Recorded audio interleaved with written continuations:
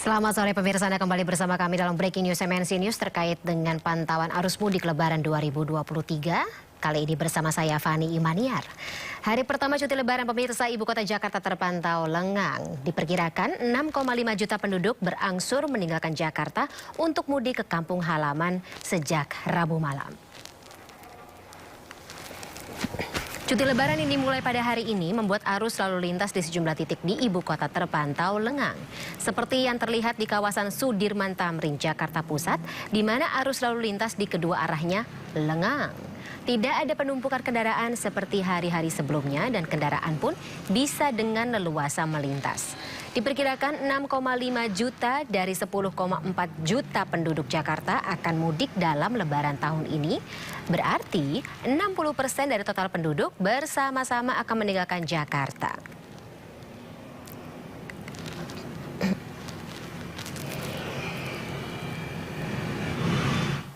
Kecuali sebagian besar awak media ya pemirsa di ibu kota. Kita ke informasi berikutnya. Setelah diberlakukan sistem one way atau satu jalur, kondisi tol Cipali ramai lancar. Pemberlakuan rekayasa dimulai dari KM 72 hingga KM 414 Kali Kangkung dan terus berlangsung hingga siang ini. Peningkatan volume arus mudik di tol Cipali yang mengarah ke Jawa Timur dan Tengah masih terus ramai. Sistem lalu lintas satu jalur atau one way dari KM 72 Cikampek hingga KM 414 Kali Kangkung tetap diperpanjang hingga Rabu siang ini. Kepadatan juga terjadi di rest area 86A Cipali yang terlihat ramai oleh pemudik singgah untuk beristirahat. Karena kepadatannya, pemudik dibatasi untuk berada di rest area maksimal 30 menit untuk mencegah penumpukan di dalam rest area.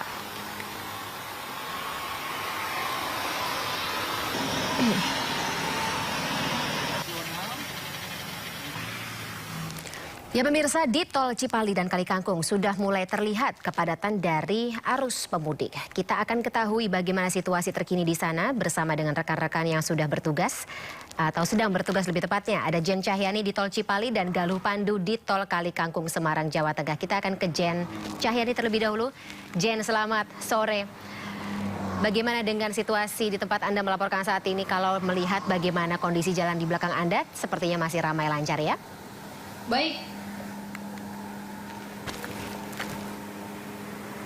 Baik, selamat sore Fani dan juga pemirsa, melaporkan langsung dari tol Cipali, tepatnya di tempat saat ini kami melaporkan, yakni di kilometer 86A. Dan ini memang sore ini terpantau arus lalu lintas ramai lancar dan juga para pengemudi ini dapat melaju dengan kecepatan hingga 80 km per jam. Dan juga pemirsa, memang diketahui pada hari ini terdapat perpanjangan waktu untuk penerapan sistem one way di tol Cipali dari kilometer 72 setelah gerbang tol Cikampek Utama hingga kilometer 414 gerbang tol Kali Kangkung. Dan memang yang seharusnya pada siang tadi pukul 12 sudah diberhentikan namun diperpanjang hingga pukul 12 malam nanti. Dan Fani dan juga pemirsa, siang tadi sempat terjadi kemacetan yang mengular sepanjang jalan tol Cipali, tepatnya dari kilometer 76 setelah gerbang tol Cikampek hingga menuju ke arah Palimanan. Dan memang ini kemacetan yang terjadi karena ada sebagian mobil dari para pemudik ini yang berhenti di bahu jalan dan juga ada pula antrian dari para mobil pemudik ini yang ingin masuk ke rest area, tepatnya di tempat saat ini kami melaporkan, yakni di rest area kilometer 86A. Dan juga Fani dan juga pemirsa, memang nantinya jika terdapat kepadatan atau penumpukan di rest area KM 86A ini, dari pihak kepolisian akan membatasi para pengemudi yang beristirahat di sini, yakni dengan maksimal 30 menit waktu beristirahat. Dan nantinya akan kami update kembali bagaimana situasi arus lalu lintas khususnya di tol Cipali. Dan kami tetap imbau kepada para pemirsa yang sedang atau akan melaksanakan perjalanan mudik untuk tetap berhati-hati dan juga mematuhi peraturan dan jika diperlukan beristirahat di rest area yang sudah disediakan. Kami kembalikan ke Anda Fani di studio. Terima kasih Jen Cahyani, dan dari Jen kita akan beralih ke Tol Kalikangkung. Ada Galuh Pandu di sana. Kalau tadi masih terlihat ya katakanlah situasi yang cukup kondusif begitu untuk melakukan perjalanan di Tol Cipali. Bagaimana dengan Kalikangkung sendiri, Galuh? Fani dan pemirsa, memang sudah terjadi kepadatan di gerbang tol Kalikangkung dimulai dari jam 3 sore tadi, dan dalam beberapa menit saja volume kendaraan yang menuju gerbang tol Kalikangkung dari arah Jakarta menuju Semarang semakin padat. Meskipun kemudian para petugas sudah membuka satu gardu tol alternatif untuk mengurai kemacetan yang terjadi, namun volume kendaraan terus meningkat hingga sore hari ini. Namun tadi sekitar pukul 3:30 sore, kepadatan terjadi di beberapa kilometer menuju gerbang tol Kalikangkung dan setelah gerbang tol Kalikangkung. Namun jika dilihat sampai saat ini kepadatan hanya terjadi menuju ke gerbang tol Kalikangkung, namun setelah keluar dari gardu tol sudah mulai lancar. Namun demikian kondisi juga masih cenderung kondusif, namun kendaraan berjalan padat merayap pelan-pelan begitu, dan sejumlah personil dari Jasa Marga juga sudah ditambah untuk membantu melakukan transaksi di gardu tol, yakni sebanyak 33 personil. Adapun total 11 gardu tol yang sudah dioperasikan di sini untuk mempercepat laju kendaraan yang menuju ke arah Semarang dan Jawa Tengah wilayah lainnya. Dan one way masih terus diperpanjang jika rencananya akan ditutup tadi jam 12 siang, namun karena kepadatan terus terjadi sehingga akan diperpanjang sampai nanti malam jam 24.00. Apabila 3 jam menuju berakhirnya pemberlakuan one way masih terus terjadi peningkatan arus lalu lintas, maka kebijakan one way masih akan diteruskan sampai batas waktu yang tidak dapat ditentukan. Kemudian untuk one way juga akan diberlakukan one way lokal menuju ke arah Bawen, dan apabila kepadatan masih terus terjadi maka nanti kepolisian akan melakukan rekayasa arus lalu lintas dengan mengeluarkan ke gardu tol terdekat yakni di Kaliwungu. Dan dapat kami informasikan pula bahwa ada 3 titik rest area di wilayah Kalikangkung, yakni ada di titik 379 km, 389 dan 391, yang mana rest area tersebut dapat Anda manfaatkan dengan waktu yang bijak, yakni diberikan waktu 30 menit saja untuk beristirahat karena harus bergantian agar tidak terjadi penyempitan jalur ataupun penumpukan kendaraan di rest area tersebut. Dan juga kami informasikan bahwa ada 243 titik pos pengamanan yang ada di wilayah Jawa Tengah. Silahkan gunakan dengan sebaik-baiknya. Apabila Anda mengalami kendala, baik kendala secara teknis maupun kendala kesehatan, silahkan untuk dikonsultasikan karena memang fasilitas diberikan untuk Anda para pemudik. Dan juga kami himbau bagi Anda agar terus mematuhi peraturan lalu lintas, tidak berhenti di bahu jalan, dan pastikan kendaraan dalam keadaan baik dan prima, keadaan fisik juga dalam keadaan sehat, serta pastikan untuk bahan bakar minyak maupun untuk jumlah etol dalam posisi yang cukup sehingga lebih nyaman dalam melakukan mudik lebaran tahun ini. Semoga Anda sampai dengan selamat di tujuan masing-masing. Demikian kembali ke Anda, Fani. Kita harapkan juga seperti itu, Galuh Pandu, dan juga sebelumnya ada Jen Cahyani. Terima kasih kawan-kawan, selamat kembali bertugas, jaga selamat, jaga aman. Pemirsa, puluhan ribu pemudik berangkat secara gratis ke sejumlah daerah tujuan masing-masing. Pelepasan mudik gratis berlangsung di kawasan Senayan oleh Menteri BUMN Erick Thohir.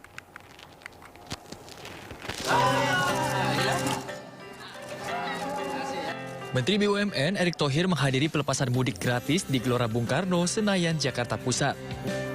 Sebelum melepas para pemudik, Erick menyempatkan diri berinteraksi langsung dengan sejumlah pemudik. Menurut Erick, penyelenggaraan mudik gratis merupakan bukti nyata hadirnya pemerintah untuk memudahkan para pemudik sampai ke kampung halaman. Justru pemerintah mendorong, ya, bagaimana dipimpin langsung oleh Bapak Presiden, kementerian-kementerian termasuk BUMN diminta untuk mendorong adanya mudik gratis. Artinya apa? Pemerintah hadir lagi. Dan tadi yang saya tekankan, fungsi BUMN di sini tentu sebagai korporasi yang harus sehat, ya, sehat sehingga apa? Bisa memberikan kontribusi kepada negara. 78.000 pemudik mengikuti penyelenggaraan mudik gratis tahun ini. Selain untuk mempermudah masyarakat, layanan mudik gratis juga untuk mengurangi angka pemudik sepeda motor yang berpotensi terlibat kecelakaan ketika di perjalanan. Kemudian kendaraan pribadi itu dari 60% itu, bahkan 24%-nya adalah sepeda motor. Nah ini juga harus kita yakini bahwa kekuatan fisik gitu ya masyarakat mengendarai sepeda motor cukup memprihatinkan kalau harus mengendarai lebih dari 10 jam. Sejumlah pemudik pun mengaku senang dan sangat terbantu dengan adanya program mudik gratis karena memudahkan mereka tiba di kampung halaman tanpa harus membeli tiket. Alhamdulillah enak. Ya, udah tiap tahunnya udah dapet. Alhamdulillah.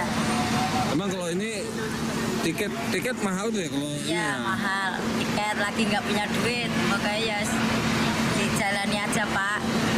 Usai memberikan pengarahan agar menjaga ketertiban selama di perjalanan, Erik langsung melepas puluhan armada bus yang mengangkut ribuan pemudik ke sejumlah tujuan di Pulau Jawa dan luar Jawa. Dari Jakarta Pusat, Radisa Jaya, iNews melaporkan. Kita beralih ke jalur udara kali ini pemirsa. Ya, hari ini juga diperkirakan sebagai prediksi puncak arus mudik dan akan terjadi di Bandara Internasional Soekarno-Hatta, Tangerang, Banten. Jumlah kedatangan dan juga keberangkatan penumpang diperkirakan menembus angka 100.000 penumpang. Kita akan juga ketahui bagaimana perkembangan jumlah penumpang dalam puncak arus mudik di Bandara Soekarno-Hatta.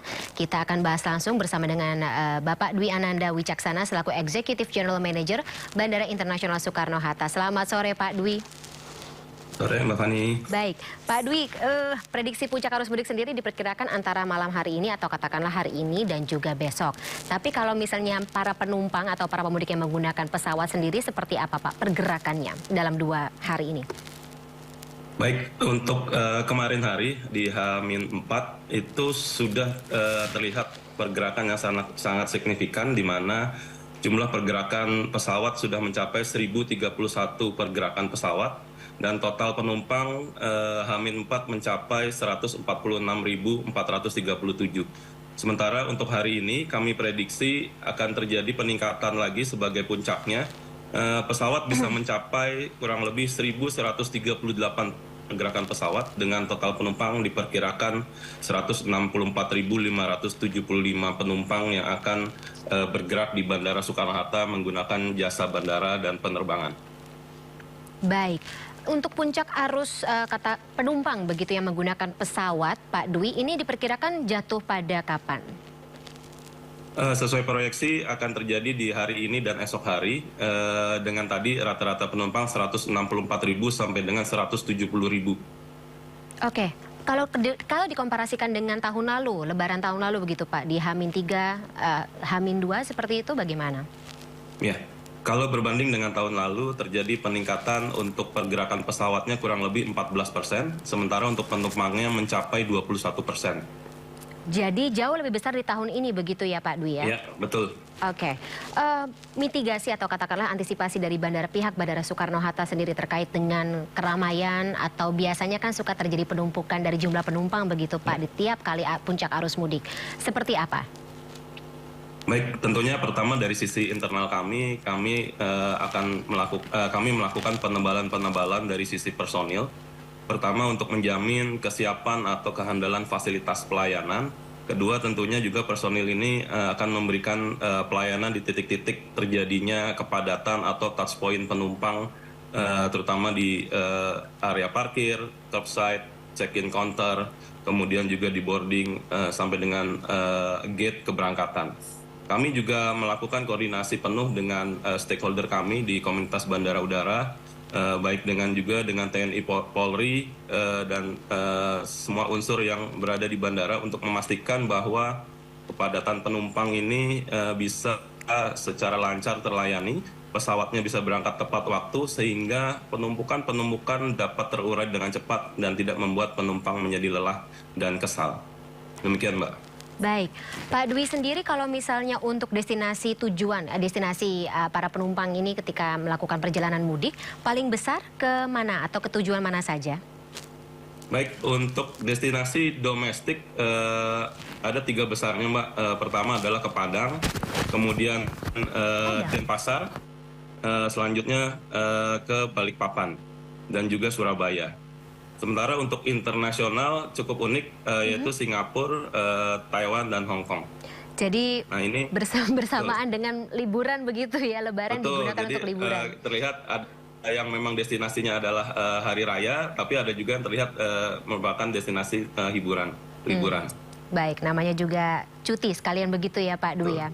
Baik, Betul. Pak Dwi, mungkin ada imbauan tersendiri untuk para pemudik dan juga mungkin calon pemudik yang baru akan melakukan perjalanan dengan menggunakan pesawat H-2, H-1 dan juga nanti untuk antisipasi arus kembali begitu ke Jakarta. Ya, baik. Tentunya bagi para pemudik pengguna angkutan udara biasanya sudah melakukan booking atau pembelian tiket pesawat jauh-jauh hari. Pastikan sebelum berangkat lebih baik menggunakan fasilitas check-in secara online di rumah masing-masing untuk menghindari mengantri terlalu lama di bandara.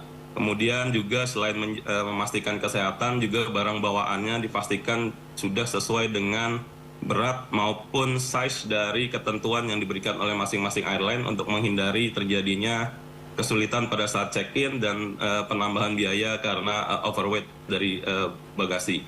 Yang ketiga adalah pada saat arus balik nanti juga memastikan barang-barang bawaannya tadi tidak terlalu over, kemudian juga datang lebih awal atau lebih dini dari bandara-bandara origin sehingga proses check-in-nya tidak terlalu terburu-buru dan dapat memastikan bahwa tiket maupun seluruh ID atau kebutuhan administrasi untuk perjalanan dapat terpenuhi dengan baik sehingga tidak terjadi ketinggalan pesawat maupun hilangnya administrasi keberangkatan. Benar. Baik, terima kasih Pak Dwi. Semoga imbauan ini juga didengar oleh para calon penumpang pesawat yang akan melakukan perjalanan baik mudik maupun juga kembali dalam Lebaran tahun ini. Selamat Lebaran sebelumnya Pak, atau jelang Lebaran sebelumnya Pak Dwi. Minal aidin wal faizin. Terima kasih atas waktunya. Sampai jumpa. Pemirsa, usai jeda saya akan mengajak Anda untuk melihat situasi terkini dari dermaga penyeberangan Merak, Banten. Sesaat lagi.